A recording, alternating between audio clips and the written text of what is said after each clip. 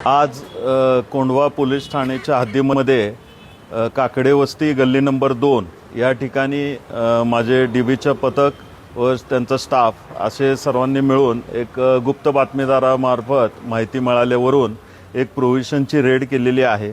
सदर रेडमध्ये एकूण प्रोव्हिजनचा 2 लाखाचा माल मिळून आला, तसेच रोख रक्कम 1,41,40,000 ही मिळून आली।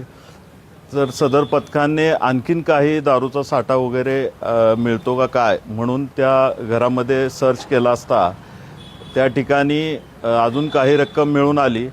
तर ही सर्व आम्ही 2 पंचासमक्ष जप्त केलेली आहे आणि ह्याच्यामध्ये जी रक्कमची अमाऊंट जी आहे ती टोटल 1,85,00,000 इतकी असून आणि 2 लाखाचा प्रोव्हिजनचा माल हा आम्ही या जप्त केलेला आहे।